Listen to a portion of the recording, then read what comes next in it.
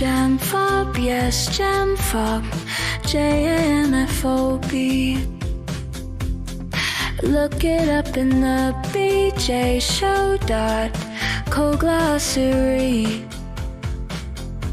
JAMFOB. JAMFOB, yes, JAMFOB, JAMFOB. JAMFOB. Look it up in the BJ Show .co-glossary. Welcome to the BJ Show. Let's rock and roll. Rock and roll. Come on, everybody. Let's lose control. Brad and John, they're the ones to follow. Yeah, ready for the ride. It's the BJ Show. BJ Show. Good morning, John Combest. Good morning, Brad Hildebrand. How are you this morning? I am doing just great. That is the John Combest of the Brad and John Show. I am Brad Hildebrand. John Combest is a super right-wing conservative Republican. I am a wave the flag an American who has no other allegiance than to my country. I don't have an allegiance to a public party or a political party, nor do anybody, does anybody in the political party care about me. And when my name is presented to Ricky Schroeder, his response to John Combest was, who? Now, Brad, the other thing is, I would like to point out, you've pointed out for weeks that you're an American, right? As opposed to me, who, as most people know, am a Chinese communist. Brad, you're so much of an American that you don't even vote, right? I don't vote. Well, that's because of what's his name again? I've been influenced by him, one of the best journalists in the country. And he's so good that we don't know his name. Well, he's the anonymous journalist. You know, and on the Gong Show, there was the masked comedian, and now there's the unnamed journalist. The Jamie Dupree. Oh, Jermaine Dupri. Yeah, he was the producer for the rap group Crisscross. You're right, Jermaine Dupri. Not Jermaine, Jamie Dupree.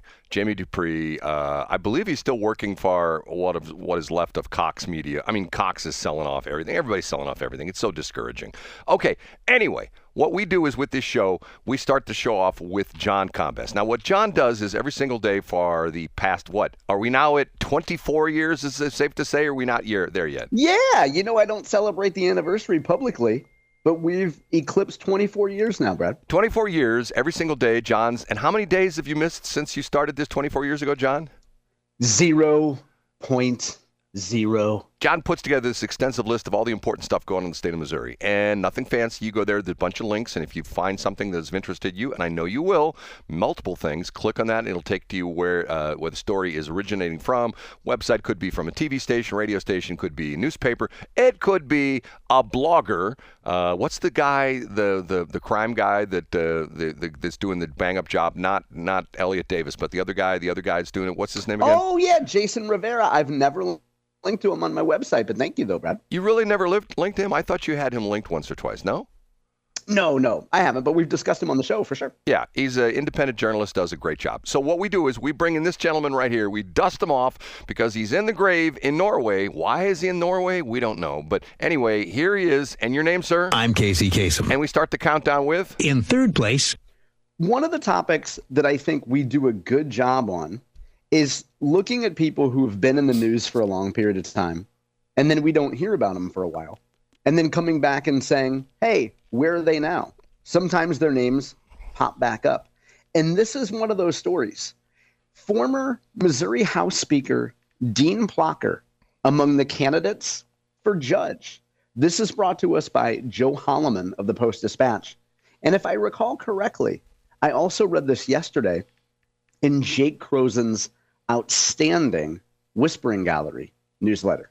Here's the headline, here's the opening paragraph from Joe Holloman. The candidates for appointment as a St. Louis County Circuit Judge include a former embattled state legislator, a one-time prosecutor who successfully sued her former employer, and the twin sister of a prosecuting attorney.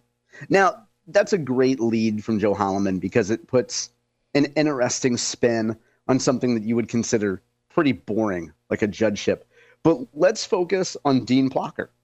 You'll remember that former Speaker of the Missouri House, Dean Plocher, ran for Secretary of State, and he had been beaten up a lot by what you would consider mainstream Missouri media and also by progressive content creators. You think like the Missouri Independent, as an example. But without making too much of a redemption tale here, I think it's great to see that Dean Plocher, who had a successful, by all possible accounts, a successful career in the legislature, is now plying his trade and could be a St. Louis County Circuit Court judge. Now, Brad, I don't know how this works particularly, but Holloman says there's 17 candidates in all for the vacancy. I don't know how a guy who is an attorney, who was the former Speaker of the House, I don't know how you outdo his resume. There's a woman in line for the judgeship named Susan Peterson, and Holloman says she's a longtime county prosecutor under Bob McCullough, who then clashed with McCullough's successor, now U.S. Rep. Wesley Bell. And this woman won $500,000 in an out-of-court settlement in 2020 that accused Bell of discriminating against her because of her age, race, and gender. We talked about that case before. And then I'll just mention too, Brad, one of the other candidates here that Holloman points out. Her name is Teresa Baumkamp, and she's the sister of current St. Louis County prosecuting attorney Melissa Price Smith, who also has her hat in the judicial ring. So, Brad, I personally, you got to say that if you're a homer, if you're a Republican, I don't know how Dean Plocher isn't your favorite candidate among these folks. A storied career in Missouri politics. And I think a lot of us are just plain rooting for Dean Plocher to get this. Why does he want to be a judge? Well, Brad, how do I say this? I have a dear friend who is an attorney who is considering going the judge route. And he has asked me, I'll obfuscate all details here, what path he might go and who he needs to talk to, who he needs to sit down with to have some of these conversations to become a judge.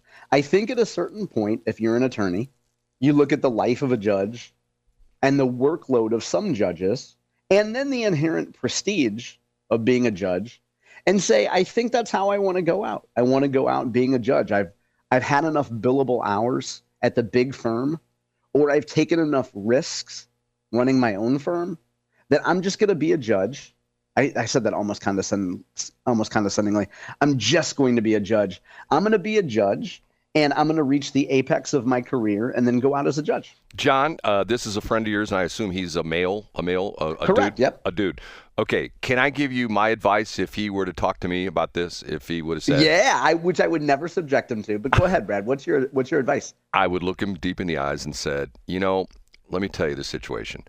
You don't really want to be a judge. Here's what you don't want to do. You want to have a sex change operation. You want to have... Oh, I see where you're going, Brad. Go on. You want to have your hair grow out and be blonde, and you want to have really good-looking legs, and you want to wear 4 or 5-inch heels, and you want to be on Fox News as one of their journalists. That's what you want to do, because they're all attractive women who wear high heels, and they're blonde, and they're all attorneys. So that's what you need to tell them. Simple as that, John. Yeah, it's not bad advice, Brad. I pointed out to you in the early days of the show, you should really check out Fox Business. They're even better? Yeah. Yeah, it looks nothing like a St. Louis Public Radio newsroom. I mean, I guess that could lead us into story number 2. Which is right here. Up a notch to number 2. In fact, let's not pick on St. Louis Public Radio, Brad. We don't do that here on this show. Never. Never. And Brad doesn't give out the name of the hotline, the number of the St. Louis Public Radio hotline where you can donate. Brad Hildebrand doesn't form promo videos that baffle folks at St. Louis Public Radio. Okay, let's get back to the topic here. The next 2 stories that we'll talk about, it's kind of the best of both worlds for the journalism world, the mainstream Missouri media, because in story number 2, it's something that the media, I think, will be quite happy about. Here's one headline from Jacob Barker. Gas station slot machine company misled public on its games. St. Louis jury finds. That, of course, would be Torch Electronics. We discussed them earlier this week about their lawsuit that was I shouldn't say their lawsuit, a lawsuit that someone brought against them. Jim Turntine's TNT Amusements. He said that Torch used unfair business practices and essentially lied to gas stations and making promises of, hey, these machines aren't gambling, don't worry about it. And by doing so, that pushed out Jim Turntine's TNT Amusements. Well, it would seem as though folks have found in favor of Mr. Turntine against Torch. Here's how Jacob starts his piece.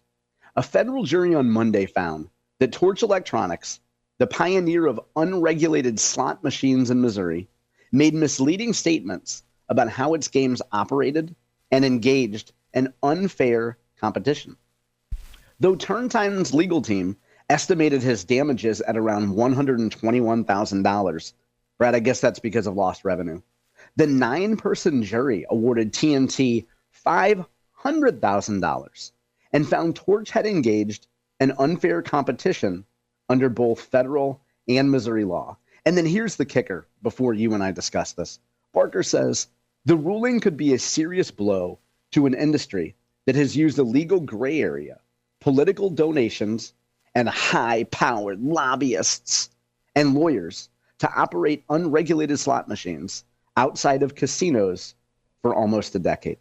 When I introduce this, I point out that mainstream media has got to be happy about this ruling because they've beaten up on Torch Electronics for years. It's been a boogeyman in their realm, something every year they can go to and say, why isn't the legislature acting on this? We know why. Contributions.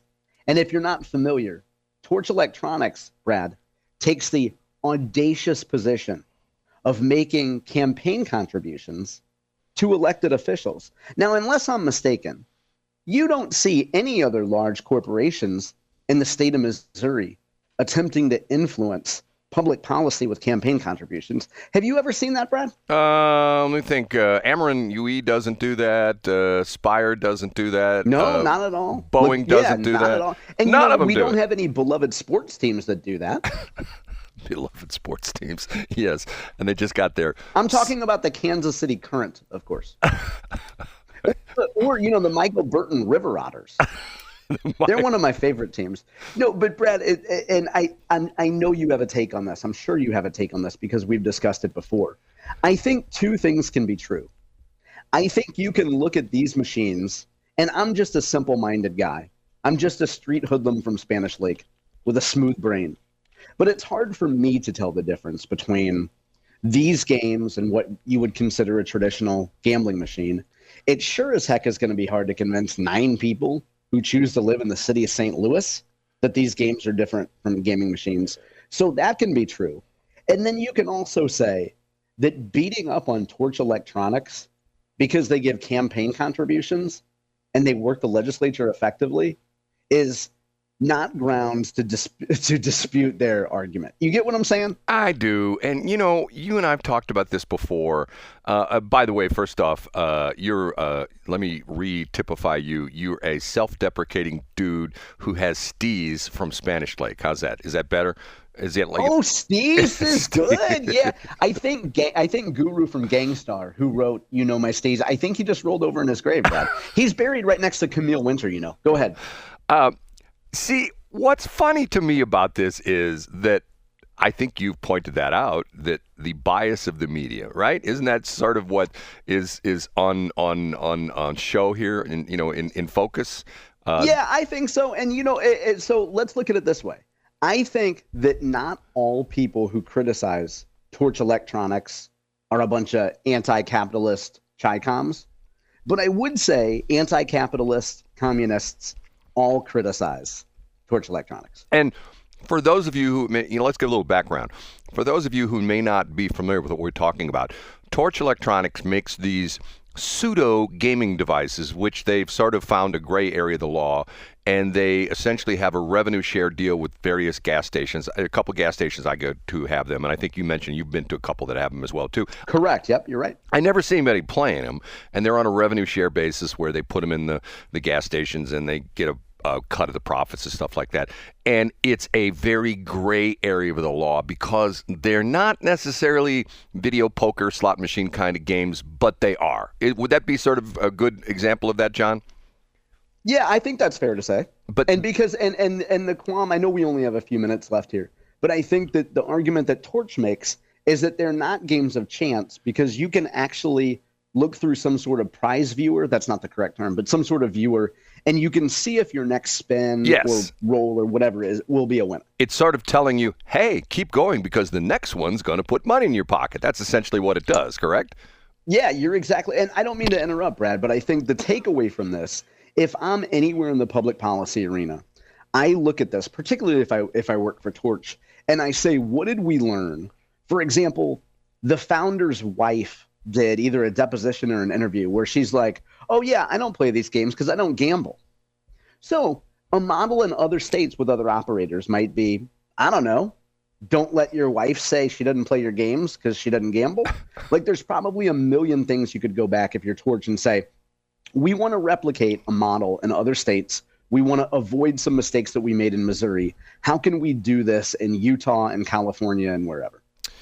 And it comes down to the fact that gambling in the state of Missouri is a government-controlled monopoly, and people are upset because these guys have found a loophole where they're outside the government-controlled monopoly. Wouldn't that be sort of That's absolutely... I missed the end of that because I was signing up for DraftKings, Brad. Did you say something? Okay. Hey, you know what else media is interested in? It must be a number one. Must be a number one. The number one. Boy, it was a bad day yesterday. If you're a mainstream media reporter or a progressive content creator.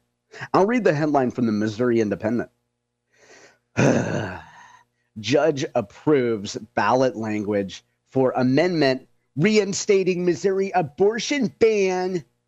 The proposed constitutional amendment set to go before voters next year would ban nearly all abortions, with limited exceptions for medical emergencies and survivors of sexual assault.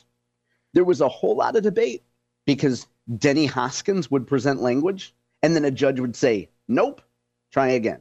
And then Denny would come back with a little bit different language and a judge would say, nope. Well, guess what? Quote, after 2 revisions, a Cole County judge has approved the language for a proposed abortion ban that will go before voters in November 2026. And here's the next part, Brad. I think this will probably be the only part we have time to discuss. Circuit Judge Daniel Green ruled Tuesday that the latest language drafted by Missouri Secretary of State Denny Hoskins and approved by AG Catherine Hanaway is now, quote, fair and sufficient. It was Hoskins' second attempt to write a summary that will appear on the ballot, and the approved version still doesn't specifically mention that most abortions would be banned. And this story is brought to us by Anna Spore. And I always forget how to pronounce her name, Brad. Spoerre. And she's a progressive content creator at the Missouri Independent. The short of it, Brad, is that now we finally have some language and both sides can go out and use this language in their materials.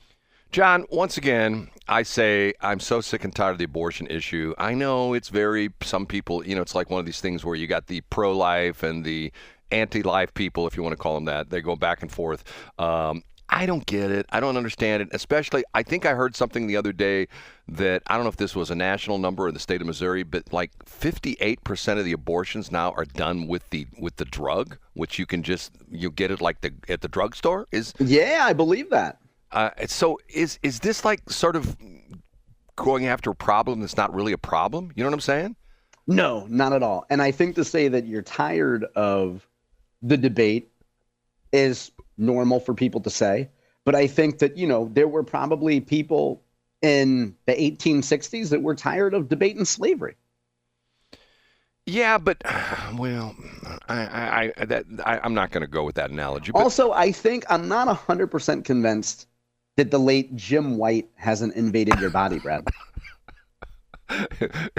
John's For folks referred. who don't know, Brad and I often reference. Well, excuse Right. me. Brad often references the fact that the great Jim White, the Big Bumper, used to have a rule that you don't call in his show and you don't talk about abortion. And then he would, at the outset of the show, give a number of other topics that he wouldn't be talking about. Because his point was, you're not going to convince anybody. If You're not going to change the you're not hearts gonna- and minds. you're not gonna of people. change anybody's It mind. would be like convincing Brad that he should go to a St. Louis Cardinals game or that he should identify with a party label. You're not going to convince him to do either of those things. I do identify with the party label. The God Squatters. That's the party label, and we have great parties, you know what I'm saying? And by the way, well, maybe I'll talk about that in C Block. Oh, no, we can't talk about that in C Block because we got the showgirl thing in C Block now. Okay, we're ready for B Block, the I Brad got to Block. warm up my singing voice for you for B Block. Okay, we're going to take a break. We'll be right back.